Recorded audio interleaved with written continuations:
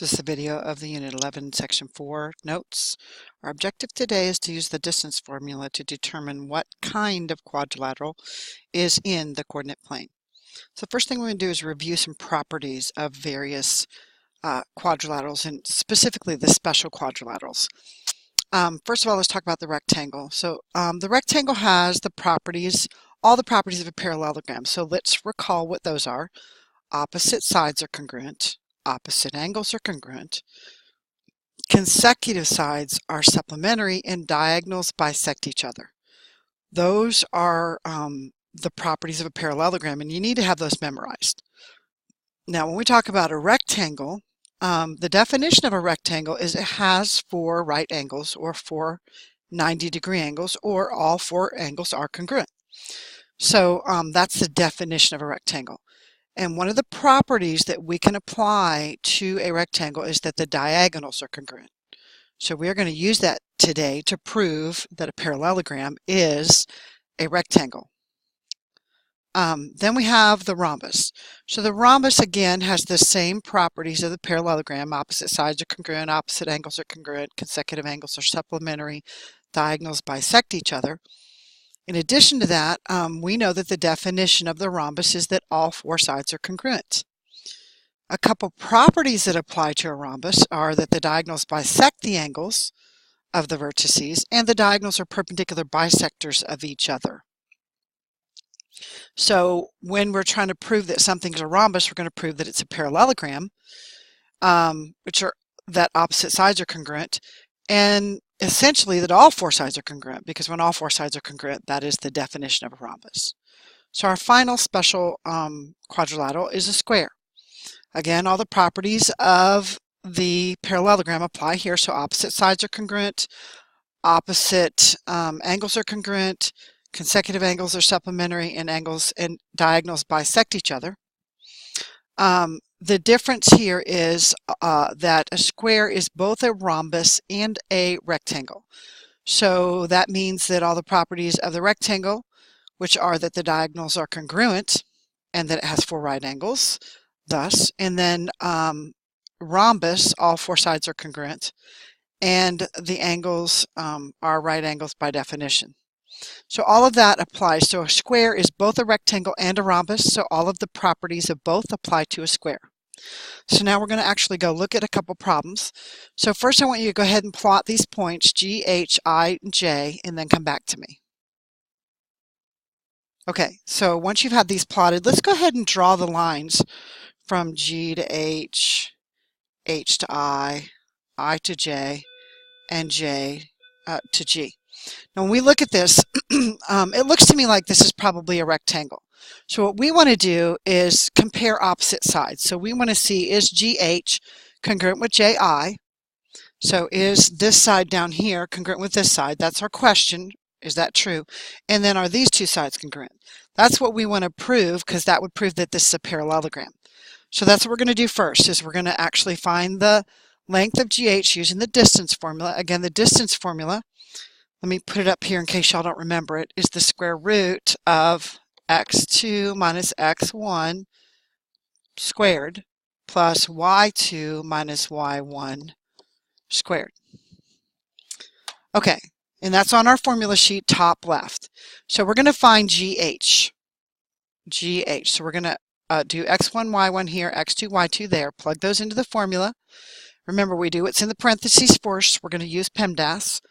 We get 4 and 2 here, because 5 minus 1 is 4 and 3 minus 1 is 2. We're going to square the 4 and the 2. That gives us 16 and 4, so this is going to be the square root of 20. Now I could go on and find what that is. It's 4 point something. It's like 4.5.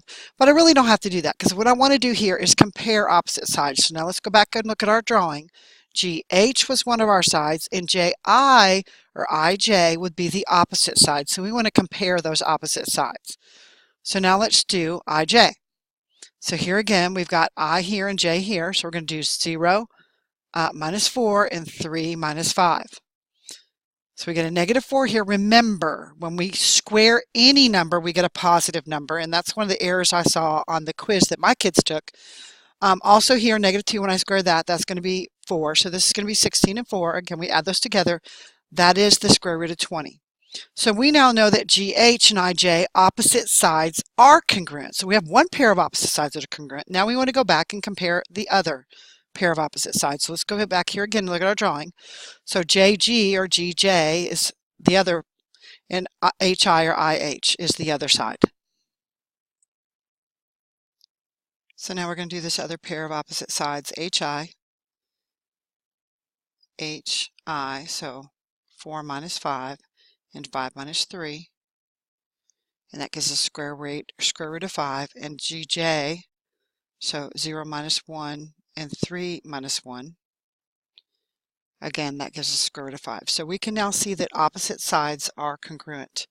So GH and IJ are congruent, HI and GJ are congruent. So because of that, both pairs of opposite sides are congruent. So we know that this is a parallelogram. Now we need to check the diagonals. So let's go back again and look at our drawing. So in our drawing, when we're looking for diagonals, our diagonals are going to be GI here and JH or HJ. So when we do these, if these are congruent, then that's going to verify that this is actually a rectangle. So now let's go in and go ahead and solve for that. So again, we're looking for GI. So we're going to do 4 minus 1 and 5 minus 1. It's going to give us 3 and 4. 3 squared is 9, 4 squared is 16. Add those together, get 25. Square root of 25 is 5. Then we're going to do our other diagonal, which was HJ. So here again, 0 minus 5, 3 minus 3, minus 5 squared. And again, recall that when we square any number, it becomes positive. So that's going to be 25 plus 0. Square root of 25 is 5. So here again, we have our diagonals. GI and HJ are congruent. So if the diagonals are congruent and it's a parallelogram, it's a rectangle. Go ahead and plot the next points for example 2, A, B, C, and D, and then come back to me when you're done.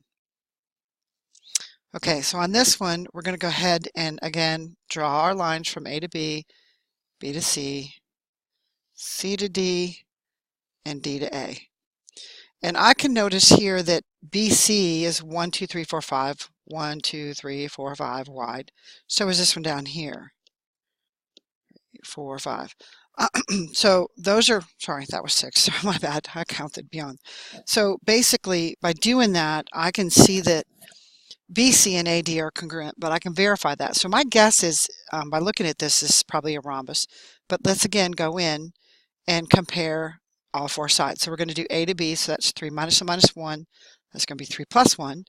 6 minus 3. So that's going to be 4 because it's 3 plus 1. And 6 minus 3 is 3. 4 squared is 16. 3 squared is 9. That's 25. So AB is 5. And then I'm still going to do the opposite side, which is going to be CD. So CD, again, 4 minus 8 and 3 minus 6. That gives me a negative 4 again. When I square any number, I get a positive number. So that's going to give me a 16. And this would be negative 3 squared. So that's going to be 9. So that's, again, 16 plus 9 is 25. Square root of 25 is 5. Then we're going to look at BC and DA. Those are our other 2 sides of this quadrilateral. So when we do that, we got 8 minus 3. Here again, 8 minus 3, 6 minus 6. That's going to give us 5 squared plus 0. That's 25 plus 0. Square root of 25 is 5. Then we have AD. So we'll do 4 minus a minus 1. That's going to be 4 plus 1. And 3 minus 3, that's going to be 0. So that's 5 squared plus 0 squared. 25 plus 0, that's the square root of 25, and that's 5. So we now see that all 4 sides are congruent. And that tells us that this is a rhombus because all 4 sides are congruent. All right, let's do our last example. Example 3. Go ahead and plot those points and come back to me when you're done, and we'll talk about what we see there. Okay, so we got AB, BC, CD, and DA. This to me looks like a square, and you guys can turn your paper if you don't see that. But bottom line is when we do this, we want to once again compare all 4 sides. So we're going to find the length of AB and CD, opposite sides, and then BC and AD. So AB, again here, we're going to go 3 minus a minus 1, that's 3 plus 1, 3 minus 0. 4 squared plus 3 squared, 16 plus 9, square root of 25 is 5. Then we're going to look at CD up here. So we're going to end up doing 2 minus 6 and minus 4 minus a minus 1. That's going to be negative 4 plus 1. So that's going to be negative 4 squared plus negative 3 squared. Again, remember when you square any number, it becomes positive. That's 16 plus 9. That's the square root of 25, which is 5. Keep working through our opposite sides here. So we're going to do BC next and then AD.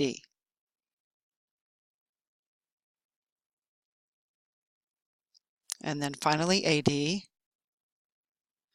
Again, remember, subtracting a negative, it becomes a positive. We got our 3 squared, that's 9, negative 4 squared, that's 16, 9 plus 16 is 25, square root of 25 is 5.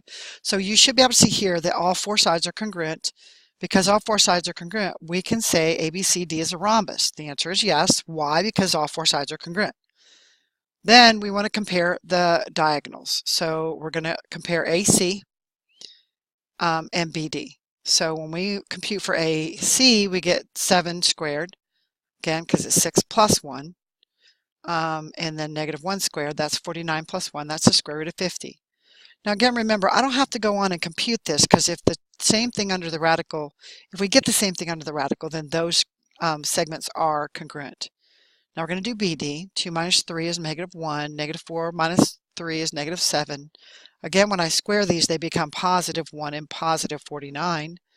And again, that's 50. So we can now see that our diagonals are congruent. So ABCD is a rectangle. The answer is yes. Why? Because the diagonals are congruent. So now, is ABC a square? The answer is yes. The reason why is because it is both a rhombus and a rectangle.